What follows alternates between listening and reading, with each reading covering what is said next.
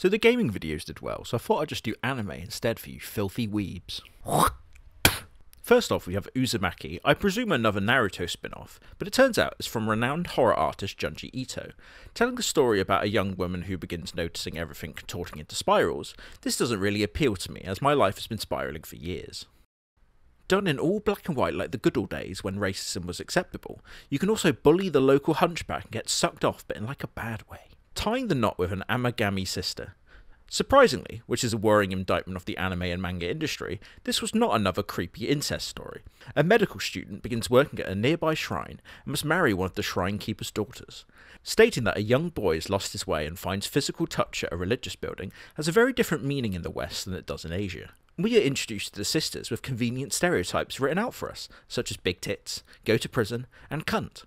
Dan, which is how nervous people try to call out to their mate Dan, is a show about two gooners where one of them believes in ghosts and the other in aliens. Derek Okora, a famed spirit medium, was unveiled for this adaptation, and it actually looks quite good, something that can't be said for the rest of the shows on this list. Let This Grieving Soul Retire, woe who is the weakest who leads the strongest party, is also an accurate description of the life of a wedding DJ. It follows the story of a young man getting totally carried by his friends, a shockingly similar experience as to when I played Counter-Strike. We have another main character who is unable to properly communicate that he's scared and not suitably a magical treasure hunter, probably because he has the people skills of a cumsock. The main character, seen here doing the bored throne position like me when the poo won't come out. I can't speak Japanese, so fuck knows what this trailer says. I'm Becoming a Villainess Who Will Go Down in History is a Margaret Thatcher simulator, when our Tory main character attempts to be as evil as possible, but finds out that the prince seems to have some sort of evil bitch fetish. With quite possibly the most cardboard trailer I've ever seen, join our heroine as she gets soggy in the rain. The only people who believe that this is a good villainess story is for those who drink gasoline via crazy straw. Acro Trip, which is different to Akron Trip, which was when I injected PCP in Ohio, is about a magical girl battling a villain who fights so often that people just don't care anymore, much like the Paul brothers. An otaku girl aims to put a spotlight and make the pair's exploits famous again, a bit like the Nightcrawler. Dressing up like a twink at a Renaissance fair, and the girls having shape-based eyes such as triangles, clubs and diamonds, this guy cleverly keeps his eyes closed lest anyone see that he has cock-shaped irises. Prince of Tennis 2 U17 semi-final, not to be confused with Prince of Tennis 2 B17 semi-final, which is when they get conscripted into the RAF to firebomb Dresden, is more tennis I guessed. In an attempt to make tennis the least bit interesting, they have brooding guys huddle up. Sorry, but there's no way this guy's under 17. We have a tense bro moment between Germany and Japan, and that didn't bode well for us last time.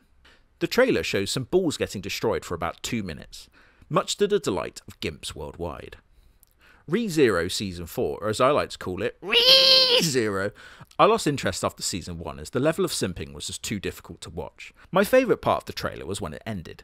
Negative Positive Angler, which was how my doctor indecisively read my AIDS test results, is about a student stuck in debt until he picks up fishing as a hobby. In this blatant attempt at fishing propaganda, they laughably have the anglers remotely resemble attractive people, a piece of misinformation so egregious it can't be published in Europe. I'm also reporting a theft, as it's clear the animation budget was taken from that shit-looking villainess show and was stolen and given to this.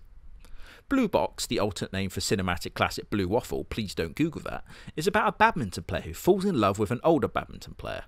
This so far is the least realistic plot, as everyone knows that badminton players are incapable of talking to women. Using the visual style that I like to call dreamy lighting disease, we tantalisingly get to see a good sport be teased. Ah yes, badminton, the key to my heart, said absolutely no one ever. The tagline, blooming inside the box, confuses me, as I always thought that's when you put your flaccid penis inside a woman and just let it grow. Sorry, mum. Goodbye Dragon Life, which is the same thing I tearfully whisper as I go inside and can't do this anymore. It's about a dragon who's finally killed by humans and then eventually is reincarnated into living like one, until a Lamia turns up, which, if I'm not mistaken, is to help glaze miniature paints. By the way it introduces the girls in the show, you can assume that it'll be some sort of dragon harem, though I don't believe they've informed the women that he no longer has a dragon-sized penis. The main love interest has hair, which all I can see is an easy grip for a slam. Trillion Game is about two friends who aim to become the world's first trillionaires. Naturally, the quickest way to make large amount of money is to cosplay on OnlyFans, and so you can milk those losers for all they're worth. With easily the most punchable face other than whatever the fuck these are, it looks like the computer dork does all the work while his ponytail friend gives us another tool for slamming. Lone and Life in Another World is the DLC to the current game that you're playing. namely Loner Life in This World, and it's about a class being summoned to another hero's journey.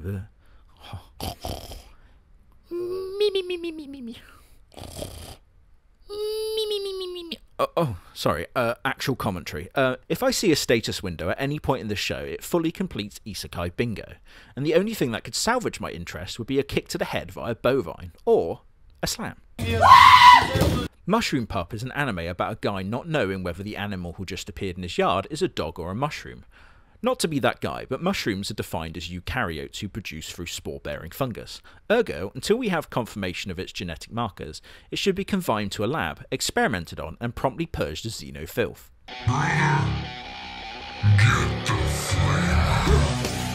It was a bold artistic choice for the strawberry-flavoured condom on the ear.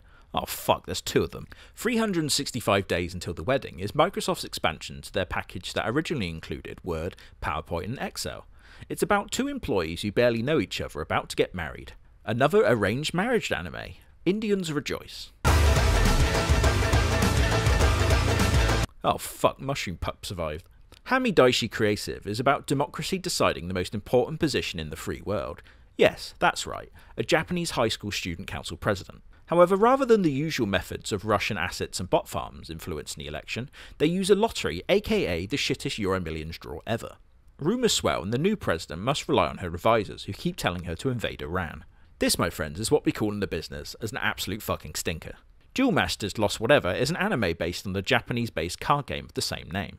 I asked a friend who's a big dumb dork of what he would say about this card game, and he says it's shit. Hyakusho Kizuku, which is what I say after sneezing, is about a manga author who worked on cows as both a farmer and a warehouse manager.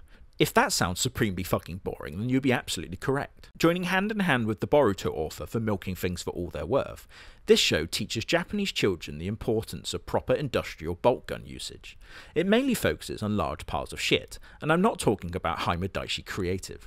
Is it wrong to pick up... See, I write these, forget about them, and then read them again for the first time as I record.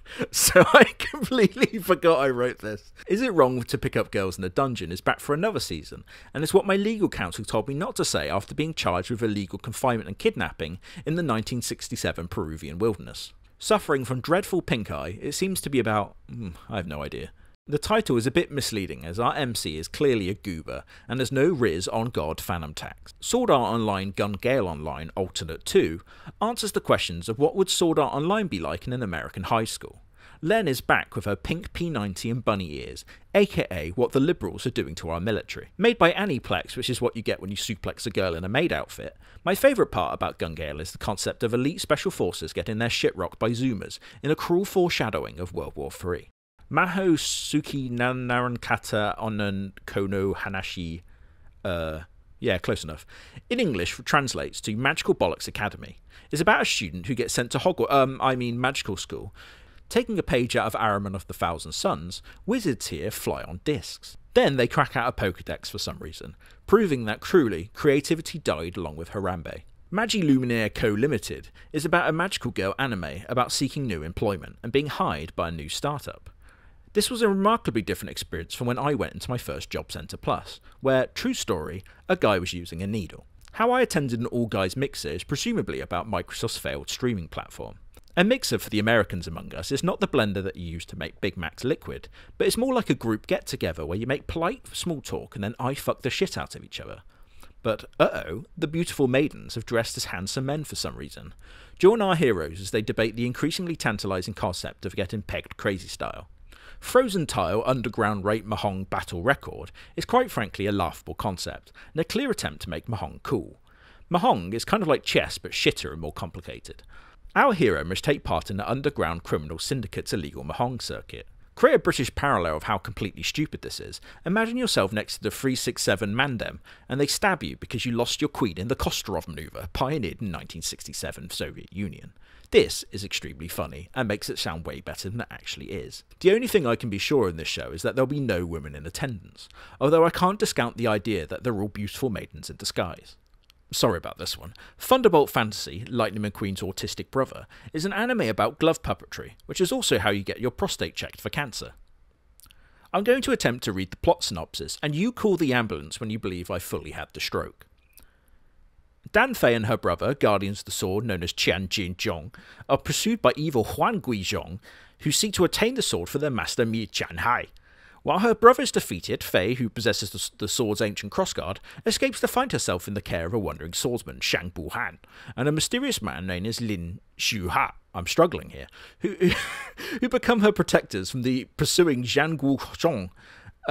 Fuck. This actually looks quite cool, with actual puppets, which admittedly Team America did kind of ruin for me. Blue Exorcist Beyond the Snow Saga is an interesting addition to the Blue Exorcist series, and a shocking sequel to the gritty crime drama Snow, about the rise of the crack epidemic in Los Angeles. The jury is still out whether it'll be a faithful adaptation, as Rin gets all shy about snorting powder off a demon's abs.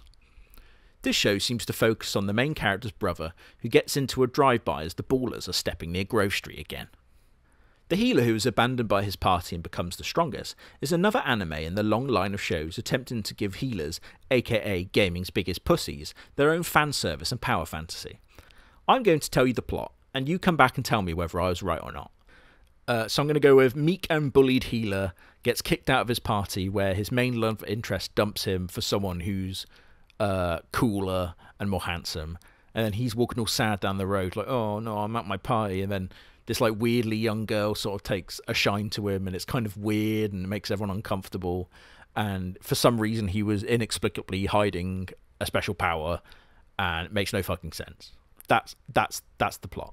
I'm going to watch the trailer and we're going to see if I was right from the main recording. And I was. Here is Now For Me 2.0, and surprise, he's just as shit as he is. That's part one. If you enjoyed it, I don't know, fucking like or something, I don't care. Bye!